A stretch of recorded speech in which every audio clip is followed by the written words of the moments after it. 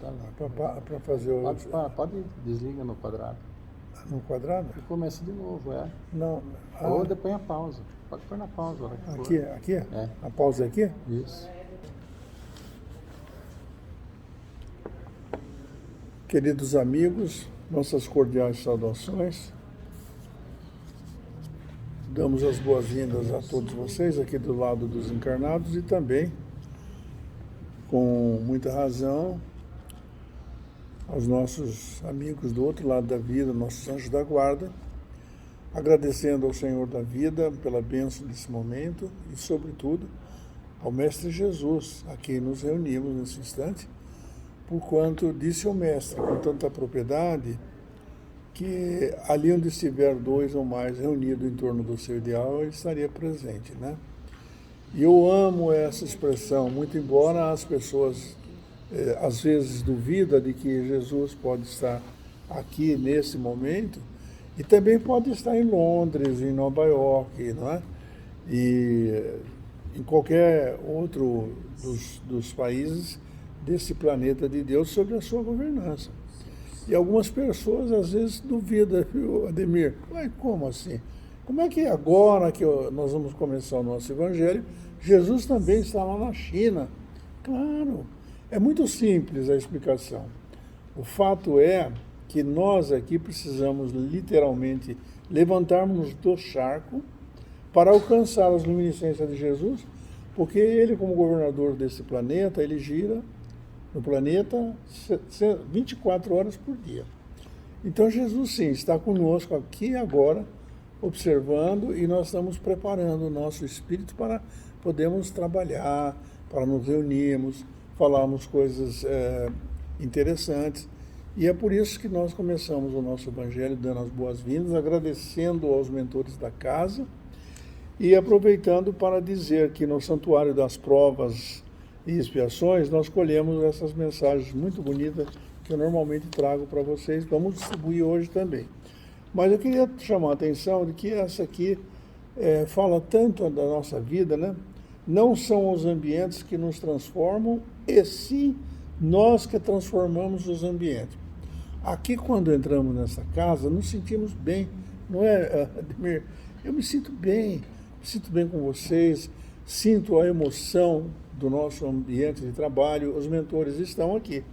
Então, não são os ambientes que transformam, mas sim nós que transformamos o ambiente. Aqui já está 24 horas por dia trabalhado assim, de forma que nós ficamos prazerosamente nesse ambiente. Obrigado, filho. E também diz a mensagem que os tristes acham que o vento geme. Já viu pessoa triste, parece que tudo não dá certo? Para mim nada dá certo. É interessante, não é, Maurício? Tem gente que criou o hábito. Nós não somos mal por natureza, criamos um hábito que meu Deus, precisamos reformar. Não dá certo. Puxa vida, hoje está chovendo. Meu Deus, que frio que está fazendo, que calor insuportável. Então, diz aí a mensagem do Santuário da Vida, que os tristes acham que o vento geme de dor, mas os alegres, como nós aqui todos, estamos alegres, contentes, sorrindo, felizes da vida, estamos aqueles que afirmam que o vento canta uma melodia. Boa tarde, presidente da USE. Você está bom, querido? Seja bem-vindo. O mundo é como um espelho, devolve a cada pessoa o reflexo dos seus próprios pensamentos. É isso que nós estamos falando no início. Os nossos pensamentos. Eu me lembro que um compositor popular, né, chamado Adoniran Barbosa, não é do seu tempo, não, é meu tempo. Olha aqui no tempo. O tempo dos mais velhinhos. Ele cantava assim: o pensamento parece uma coisa à toa, mas como é que a gente voa quando se presta atenção? Felicidade foi-se embora, mas a saudade ainda no meu peito mora. Vocês lembram, pelo menos, do refrão? Então isso, o mundo é como um espelho, devolve a cada pessoa o reflexo dos seus próprios pensamentos. O que estamos pensando? Eu estou pensando que hoje eu estou muito feliz, estou alegre. É momento de deixar a emoção tomar conta do nosso coração. Então, aí tem uma frase final. A maneira como você, eu, ele, ela, todos nós, encaramos a vida faz toda a diferença. Tem gente que está sempre triste. Oh, meu Deus, o que me aconteceu, rapaz? Perdi um parente agora, estou voltando do sepultamento. E o que tem isso? A vida é bela, colorida e consentida. Eu sei que nós temos que guardar o respeito, né, a esses acontecimentos. Mas nós não morremos. Hoje nós vamos falar, inclusive, sobre isso, né, sobre a ressurreição, né, para entender um pouco melhor que nós somos filhos do Eterno. Então é uma coisa bonita. Então depois vocês levam também a mensagem que está separada para vocês, que é um presente que nós estamos dando para vocês. Não é o verbo da presença, é um presente de entregar alguma coisa dessas palavras, desse sentimento, desse trabalho. Dito isso, eu quero pedir a vocês que façam comigo a prece do Pai Nosso que Jesus nos ensinou. Não preciso, se quiser pela palavra articulada, faço eu, mas vocês podem fazer também, dizendo silenciosamente junto ao seu coração, na presença de Jesus: Pai nosso que estais no céu, santificado seja o vosso nome, venha a nós o vosso reino, seja feita a vossa vontade, assim na terra como no céu. O pão nosso de cada dia nos dai hoje, Senhor, perdoe as nossas ofensas, assim como nós perdoarmos aqueles que nos têm ofendido, e não nos deixe cair em tentação, mas livra-nos, Senhor, de todo mal, porque vosso é o poder, o reino e a glória para sempre. Abertos os nossos trabalhos, hoje nós estamos meditando sobre exatamente a ressurreição e a reencarnação. Quem que vai começar, dona? O seu Maurício. Do Evangelho segundo o Espiritismo, nós temos o capítulo 4, ninguém pode ver o reino de Deus senão nas perguntas. Então, estamos aqui no item 4, ressurreição e reencarnação. A reencarnação fazia parte dos dogmas judaicos sob o nome de ressurreição. Só os saduceus que pensavam que tudo acabava com a morte não acreditavam nela.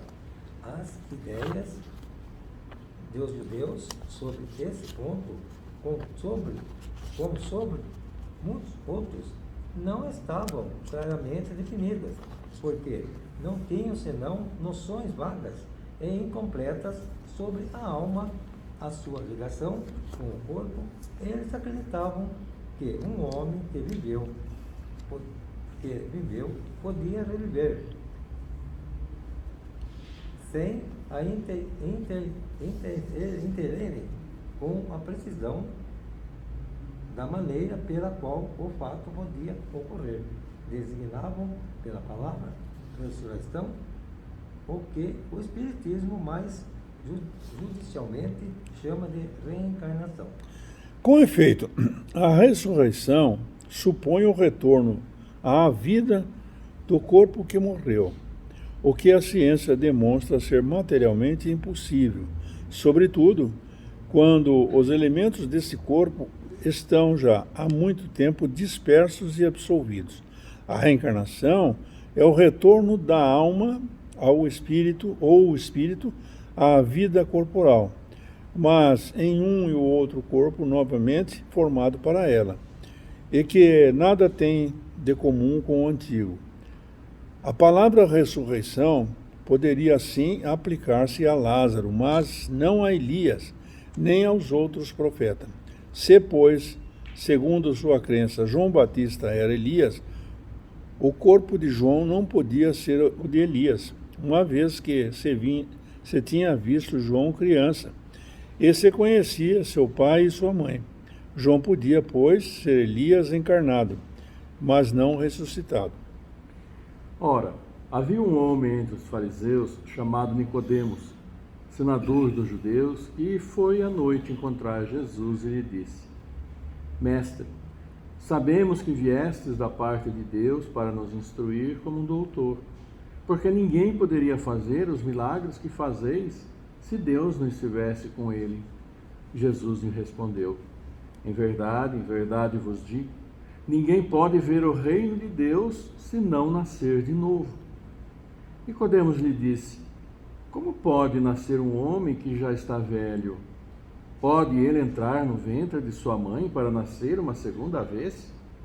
Jesus lhe respondeu: em verdade vos digo, se um homem não renascer da água e do Espírito, não pode entrar no reino de Deus.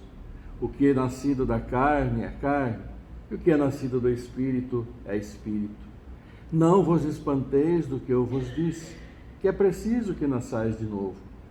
O Espírito sopra onde quer, e ouvis sua voz, mas não sabeis de onde ele vem e para onde ele vai.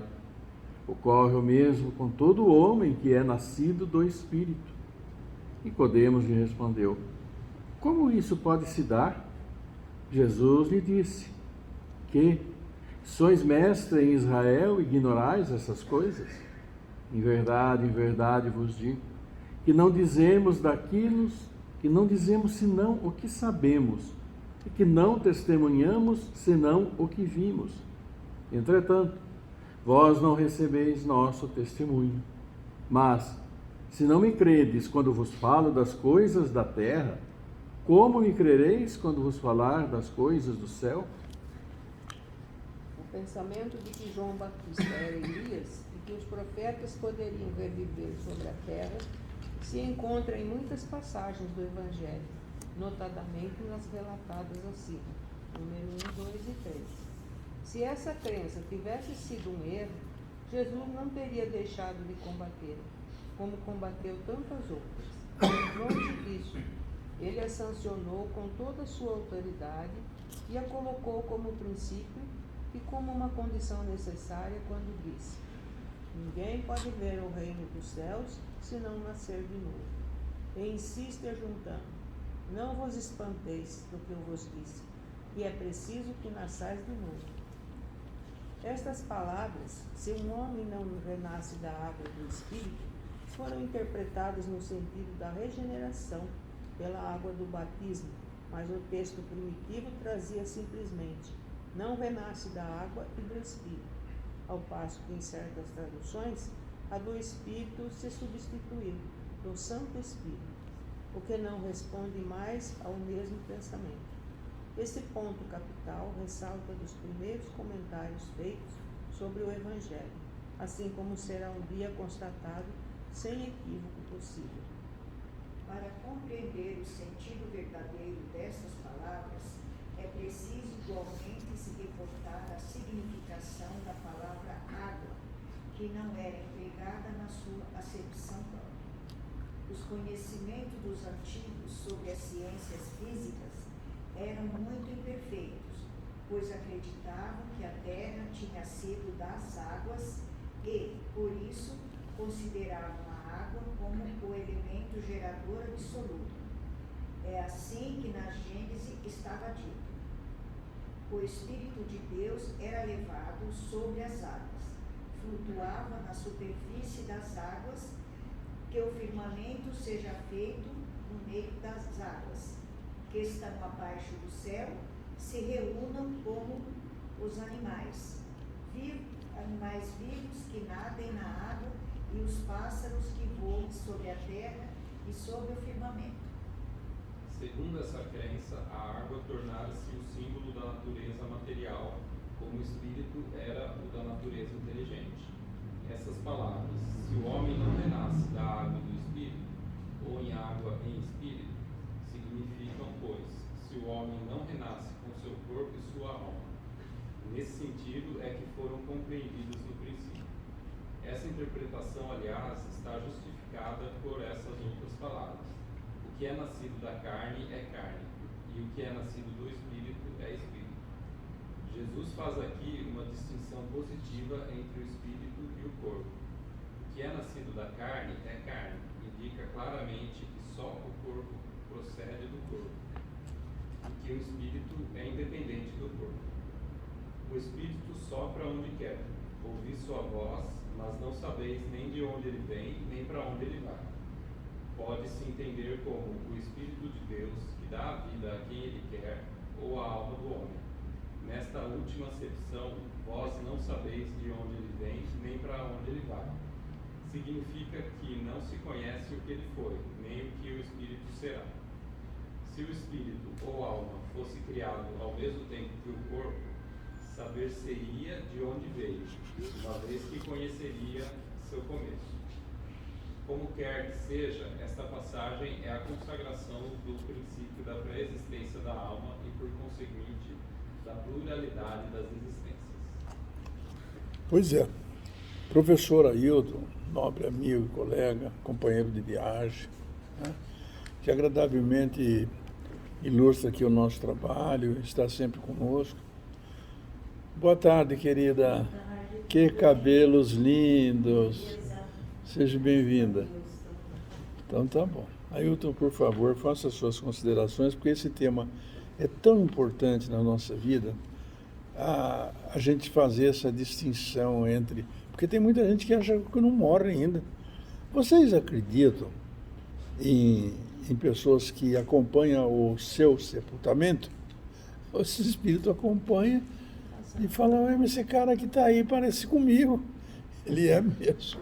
Não é isso, Maurício? Ailton, por favor. Bom, o que nós acabamos de ver aí, que foi dito, é que essa questão da ressurreição, da reencarnação, e mesmo a reencarnação nessa acepção, já constava dos próprios livros judaicos, né, os primeiros, aqueles antigos. Fala sobre, então, o nascimento nosso. Então, existe aquilo que dentro que nós conhecemos, onde se fala em ressurreição e onde se fala em reencarnação. A ressurreição, aquilo que se pressupõe, é que, principalmente quando aparece no Apocalipse, né, nos livros do João, Apocalipse, e fala que no tempo do juízo final nós vamos ressurgir. Ou seja, aquilo que nós éramos na época em que estávamos na Terra, e reconhece a morte, não tem como não reconhecer a morte, mas os justos vão renascer, né, para a glória de Deus, etc, etc, etc. E o que nós sabemos? Nós sabemos que tudo aquilo que Kardec nos trouxe pela manifestação dos Espíritos, que na realidade todos nós somos basicamente e principalmente formados, ou da nossa estrutura, né, por aquilo que nós na realidade também não vemos. A parte mais importante nossa é o nosso espírito. Porque na realidade é o espírito que nos anima. É o espírito que traz para nós tudo aquilo que a gente conhece, aquilo que a gente consegue aprender, aquilo que a gente consegue colocar, falar, construir, destruir, vem dos princípios que estão contidos em nosso espírito. E esse nosso espírito, nós não sabemos, não temos a noção de quando nós fomos criados. O que nós sabemos com absoluta certeza é que nosso espírito não foi criado junto ao nosso corpo quando nascemos. Para muitos, o espírito é criado quando nós nascemos, né? Passamos o tempo aqui na Terra, fazemos o que temos que fazer, fazemos mais do que deveríamos, ou fazemos menos do que deveríamos, morremos, e aí o espírito vai para o seu destino, né? Para o céu, para o inferno, para um meio termo, enfim, segundo a crença de cada um. Mas se nós pensarmos e analisarmos, e sempre nós falamos que Deus, na sua soberania absoluta, Ele é absolutamente justo. Ele é bom, Ele é sábio, Ele é justo, Ele faz questão absoluta da justiça para todos nós. Né? Então, se nós partíssemos do princípio de que nosso espírito é criado, no momento em que nós nascemos, todos nós teríamos espíritos novos. Né? Seríamos espíritos novos. Mas o que a gente percebe? A gente percebe que quando nós colocamos muitas crianças perto, e crianças, né, nascidas há pouco, elas são diferentes entre si.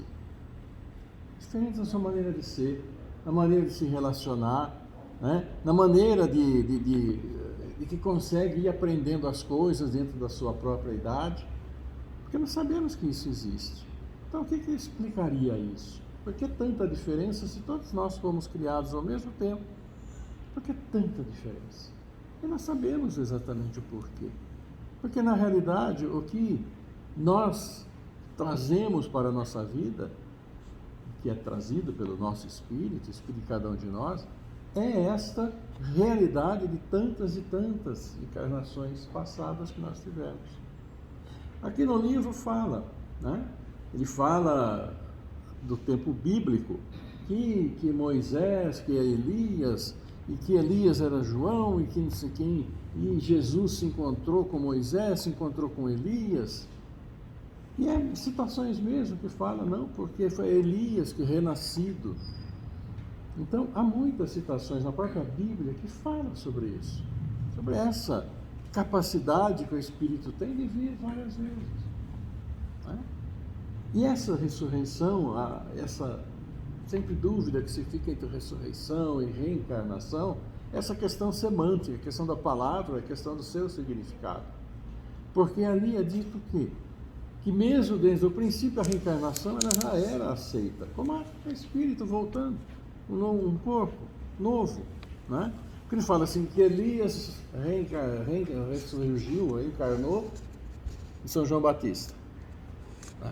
Que Elias, que existiu 500 anos antes, reencarnou em João Batista. Ora, se isso já consta, inclusive no Velho Testamento, consta, é que eles acreditavam, sim, na volta do Espírito, né? E um novo corpo. Agora, de repente, o que aconteceu? Por questões históricas, que não se demandar muito tempo, né? Um determinado, foi o Concílio de Nicéia, não foi? Nos parece o Concílio de Nicéia? É, exatamente. Que vinha essa ideia. E aí teve uma situação lá que, no concílio, onde se reúnem todos os cardeais, bispos, o Papa, para fazer as diretrizes da igreja, Teodora, né? Mulher quem manda assim, na religião sempre foi a Igreja Católica, que trouxe todo o Evangelho por 2000 anos, aí batalhando, né, todo jeito, mas trouxe. E por uma questão momentânea, falou-se então, decidiu-se ali que haveria sim a questão da ressurreição, mas não essa questão da reencarnação, como se fala. E isso tem até hoje esse embate, né? Entre essa ressurreição que vai acontecer no juízo final, mas não aceitam a reencarnação como sendo que isso normalmente ocorre. Né? A pessoa falece, tem sua passagem pelo plano espiritual, num determinado momento vem novamente. E isso é tão claro, né, com essas experiências anteriores, na questão da reencarnação, podemos observar nas nossas famílias. As pessoas são diferentes umas das outras. Pai e mãe, em si, vieram de lugares diferentes, experiências diferentes. Mas os filhos que vêm de pai e mãe estão ali, crescendo sobre o mesmo ambiente, com as mesmas instruções, a mesma palavra, aquilo que pai fala, mãe fala, né? De vez em quando um fala uma coisa e fala outra, né? Porque nem sempre há consenso. Mas como eles são diferentes, como eles crescem diferentes. E o que explica essa diferença? É essa capacidade que o Espírito tem, pela misericórdia do Pai, de a cada momento vir para assim ir aumentando, para ir aprendendo, para procurar a sua própria iluminação, para procurar o seu crescimento espiritual. Então, reencarnação e ressurreição, e até aqui, nesse evangelho que aqui foi lido, que o homem, para chegar no reino dos céus, precisa nascer de novo. E quando a gente fala dentro dessa questão de ressurreição e criação do espírito, do nascimento da criança, se nós consideramos, e realmente o é, né? Nosso Pai Celestial como soberanamente bom, soberanamente sábio, soberanamente justo, o que explicaria por que então de nós há tanta diferença entre a maneira de ser nós, maneira de pensar, mas principalmente na questão física, né? Porque nascem pessoas com problemas genéticos. Por que tantos são brindados com a riqueza e outros penam a vida toda? Se a vida, como se o espírito vem e se inicia com a vida física, onde estaria a justiça de Deus nisso? Por que para uns tem tanto, outros não tem nada? E de repente nasce, morre e decide se vai para um lugar. E para quem nasce e já morre, não tem tempo nem de, né, de se colocar nessa vida. Então, é uma circunstância bem restritiva para a própria explicação do que eu sou, o que eu estou fazendo aqui, o que meu familiar é, o que meu amigo é, por que ele é assim, por que sofre tanto. À luz simplesmente da ressurreição, como é considerada, não há essa explicação lógica. Ninguém consegue explicar por quê, se consideramos Deus sábio e justo. Agora, a sabedoria está exatamente exemplificada nessa possibilidade que nós temos de renascer. Renascer, nosso espírito voltar à vida como a gente conhece aqui, um olhando para o outro, vendo, Com sentindo, todas as experiências etc. que nós já adquirimos, né? Essa possibilidade, sim. Agora, se nós pararmos e pensarmos bem nessa questão da justiça, então fica bem clara essa colocação, né? Deus, em sua misericórdia, nos dá sempre oportunidades de estarmos reencarnando, várias vezes. E Ele sempre deixa para nós a decisão sobre o que nós vamos fazer. Embora antes de reencarnar nós tenhamos um projeto, não, eu vou porque eu preciso acertar isso aqui. Quando chega aqui é diferente. Então Ele deixa para nós as decisões. Faça o que você, né, achar melhor para o teu caminho. Mas de uma coisa Ele não abre mão absolutamente. Não abre. É aquilo que nós chamamos da justiça. Então, quando se fala que Deus castiga, Deus pune, não é um castigo, mas é simplesmente a manifestação da responsabilidade por aquilo que nós já fizemos. E tudo aquilo que nós fazemos tem uma consequência: ação e reação. Ação e reação, como tantas vezes já foi dito, né? Que basicamente a cada dia vivemos, maior parte das vezes, a reação daquilo que nós já fizemos. Por isso que é preciso sempre o cuidado com aquilo que nós estamos fazendo. Porque queiramos ou não, acaba influenciando o meio em que nós vivemos, né? Nossos familiares, amigos, enfim, a sociedade como um todo. E um ato bom, como se diz, né, seria uma gotícula de água no oceano. Mas sem as gotículas de água não haveria nem oceano. É que diria Madre Teresa lá em Calcutá, né? Não sou nada, apenas um lápis, né? Mas como Deus escreve tão bonito com esse lápis, né? É o que nós vamos fazer. E eu também não sou nada, sou apenas um grão de areia, mas sem ele o mundo seria menor.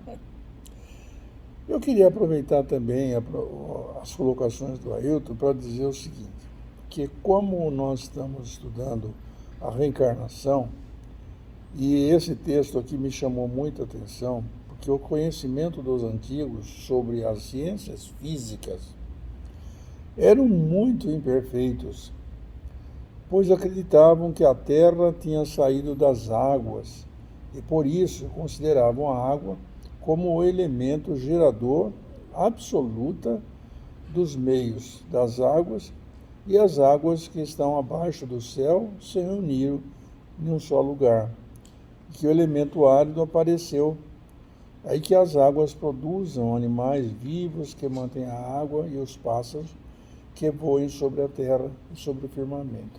Por que estou dando destaque para isso?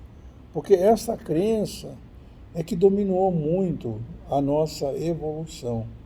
E até hoje, se nós observarmos corretamente, na linguagem apropriada,